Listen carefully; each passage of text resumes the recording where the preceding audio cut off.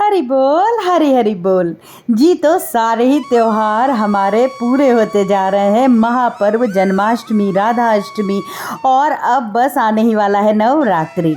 नवरात्रि में आपको लड्डू गोपाल की रोज की सेवा पूजन कैसे करनी है, आज इस वीडियो के माध्यम से आप जानेंगे। सर्वप्रथम सबसे पहले दिन आपको लड्डू गोपाल को जैसे आप उनको प्रेम से जगाते हो, आप वैसे ही जगाएं और उनको कुछ भोग ज़रूर लगा लें, क्योंकि आपको आगे पूजा में थोड़ा सा समय लगने वाला है। लड्डू गोपाल को आप पंचामृत से स्नान करा सकते हो, कच्चे दूध से स्नान करा सकते हो और गोपी चंदन से स्नान करा सकते हो।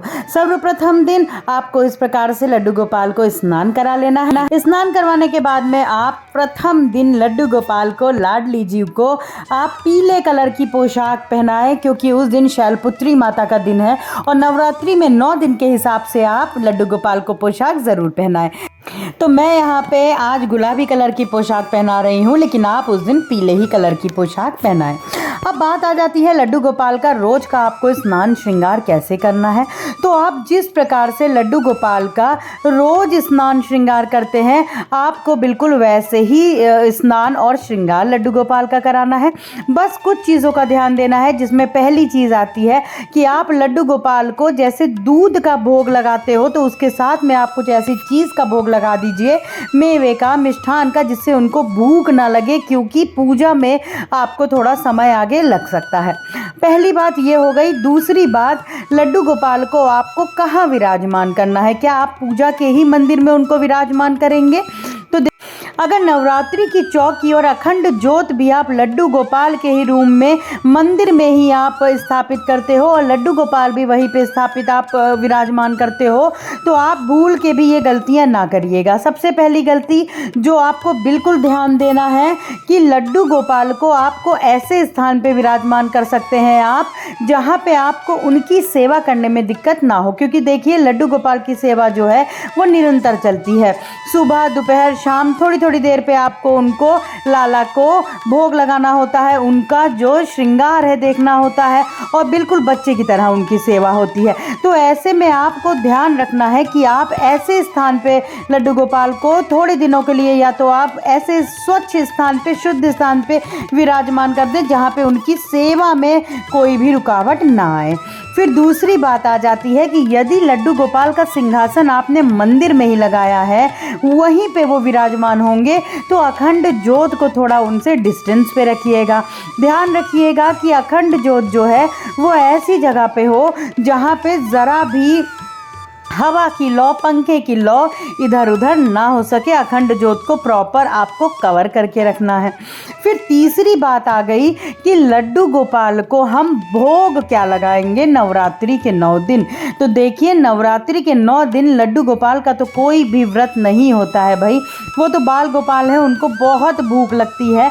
घर में यदि कोई ऐसा व्यक्ति है जिसका उपवास ना हो, तो आप लड्डू गोपाल को अन्न का भोग लगाएं। और यदि आप के परिवार में सभी का नवरात्रि का व्रत है, तो आप नवरात्रि में 9 दिन लड्डू गोपाल को फलाहार का भोग लगा सकते हो। लेकिन फलाहार के भोग लगाने में आपको कुछ बातों का ध्यान रखना है, जिसमें आपको ध्यान रखना है उनके भोग लगाने के समय को।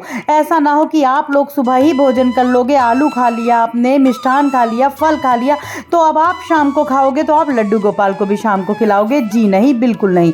आप जिस प्रकार से जितनी बार लड्डू गोपाल को भोग लगाते हो, उसी प्रकार से आपको नवरात्रि के व्रत में भी आपको लड्डू गोपाल को भोग लगाना है। आप थोड़ा थोड़ा लगाएं, लेकिन आप जैसे मिष्ठान का लगाइए, मेवे का लगाइए, फल का लगाइए, आप आलू का भोग लगाइए, साबूदाने की आप खिचड़ी बना सकते हो, साबूदाने की खीर का भोग लगाइए, लेकिन उनको भोग प्रॉपर लगेगा, क्योंकि लड्डू गोपाल बाल गोपाल है, पूरे घर में खेलते हैं और उनको भूख भी बहुत ज़्यादा लगती है। फिर बात आ जाती है एक और अहम कि देखिए, अभी मौसम जो है वो बिल्कुल ठंडा नहीं हुआ है, पंखे की, फैन की ज़रूरत मंदिर में पड़ती है। तो अभी तो आपके पास अच्छे से पंखा, आपने कूलर सब लगाया हुआ होगा, लेकिन नवरात्र में जब अखंड ज्योत आप जला दोगे, प्रज्वलित एक बारी अखंड ज्योत स्थापित हो जाती है, तो हो सकता है आप पंखा फैन ना चलाओ। तो इसी वजह से आपको लड्डू गोपाल को ऐसे स्थान पे विराजमान करना है जहाँ पे उनकी सेवा में कोई भी रुकावट ना आए। और भोग मैंने आपको बता दिया कि लड्डू गोपाल को फलाहारी भोग लगाइए, लेकिन आपको उनको जैसे प्रॉपर भोग आप लगाते हो वैसे लगाइएगा। आप फिर उसके बाद में श्रृंगार करिए लड्डू गोपाल का, उसके बाद में आपको उनकी आरती कर लेनी है। जिस प्रकार से आप भोग लगाते हो भोग लगा देना है, और फिर आपको करना है नवरात्रि की जिस प्रकार से आपके घर में आप पूजन अर्चन करते हो, पाठ करते हो, वो। आशा करती हूँ आप लोगों को जो ये मेरा वीडियो है इसके माध्यम से आपको लड्डू गोपाल की नवरात्रि की सरल, बिल्कुल सरल, देखिए मैं सेवा विधि बताती हूँ, कोई भी इसमें मैं बहुत ज़्यादा ऐसी चीज़ें नहीं बताती हूँ कि आपको भी लड्डू गोपाल की सेवा में लगे कि ये ऐसा कैसे होगा, क्या होगा। विश्वास करिए लड्डू गोपाल की सेवा बहुत सरल है, बस आपको सच्चे भाव प्रेम से करना है। लाला को कुछ नहीं चाहिए, बस प्रेम, प्रेम और प्रेम चाहिए। आज के लिए बस इतना ही, मिलते हैं अपने दूसरे ब्लॉग में बहुत जल्दी। हरि बोल, हरि हरि बोल, राधे राधे जी, हरि बोल।